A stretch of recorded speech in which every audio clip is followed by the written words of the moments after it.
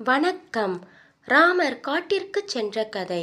சதி நடந்தது என்ன காண்போம் வாருங்கள்.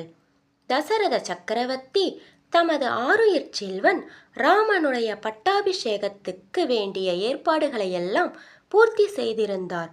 தமது அன்பிற்குரிய சக்கரவர்த்தினி கைகேயியிடம் தாமே நேரில் சென்று இந்த நல்ல செய்தியை தெரிவிக்க வேண்டும் என்று அவர் எண்ணினார். அங்கே கூனி கைகேயியை வஞ்சக வலையில் வீழ வைத்துக் கொண்டிருந்தாள். அரசியாரே, நீங்கள் எப்போதும் அதிகாரத்துடனும் செல்வாக்குடனும் விளங்க வேண்டும். அதற்கு வழி சொல்கிறேன் என்றாள் கூனி. செய்ய வேண்டியது என்ன என்று கூனியை வினவிக் கொண்டிருந்தாள் கைகேயி. தேவர்களுக்கும் அசுரர்களுக்கும் போர் நடந்தது. தேவர்களுக்கு துணையாக போர் செய்தார் தசரதன். அசுரர்களின் அம்புகளால் தாக்கப்பட்டு மயக்கம் அடைந்தார். தேரோட்டியாக இருந்த நீங்கள் அவரை பாதுகாத்தீர்கள். மகிழ்ந்த அவர், என் உயிரை காப்பாற்றினாய். இதற்கு நன்றியாக உனக்கு 2 வரங்கள் தருகிறேன், கேள் என்றார். பிறகு பெற்றுக்கொள்கிறேன் என்று தாங்கள் சொன்னீர்கள் அல்லவா?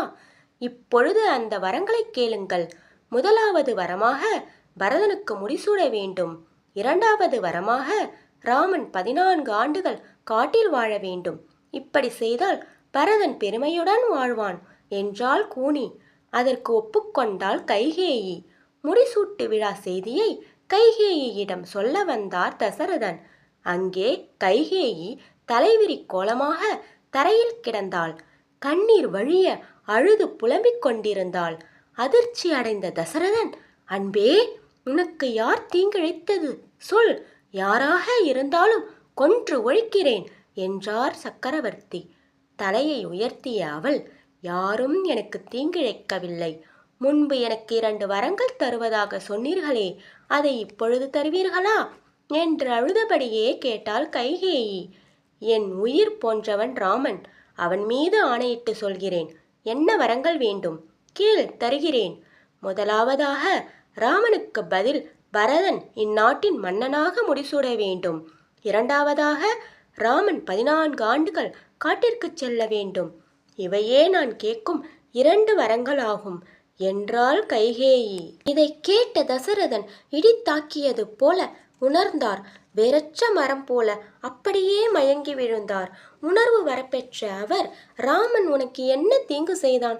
அவன் இல்லாமல் உனக்கு உயிர் ஏது? வேறு ஏதேனும் வரங்கள் கேள் என்று கெஞ்சினார். கைகேயின் உள்ளம் சிறிதும் விலகவில்லை. உன் மகன் வேண்டுமானால் நாடு ஆளட்டும், ஆனால் ராமன் காட்டிற்கு செல்ல வேண்டாம் என்று கெஞ்சினார் அவர். வாக்குறுதியை காப்பாற்றுங்கள். நான் கேட்ட வரங்களை தாருங்கள். இல்லையேல் நான் இங்கேயே உயிரை விட்டு விடுவேன் என்று அடம் பிடித்தாள் அவள். நெருப்பில் விழுந்த புழுவைப் போல துடித்தார் தசரதன். இந்த பாங்கில் துயரம் நிறைந்த இரவு சிறிது சிறிதாக கழிந்து போயிற்று. விடியற்காலையில் சாரதியாகிய சுமந்திரன் செய்தி ஒன்று கொண்டு வந்தான். ராமனுடைய பட்டாபிஷேகத்திற்கு வேண்டிய ஏற்பாடுகளையெல்லாம் முறைப்படி அமைந்திருக்கின்றனவா என்று வசிஷ்ட மகரிஷி சொல்லி அனுப்பியது அச்செய்தியாகும். ஆனால் பரிதாபத்திற்குரிய சக்கரவர்த்திக்கோ பேச நாய் எழவில்லை. ராமனை உடனே அழைத்து வர ஆணையிட்டாள் கைகேயி சுமந்திரனிடம். அங்கே தன் தாய் கோசலையின் திருவடிகளை வணங்கினான் ராமன். அங்கு வந்த சுமத்திரர் கைகேயி அழைத்த செய்தியை சொன்னார்.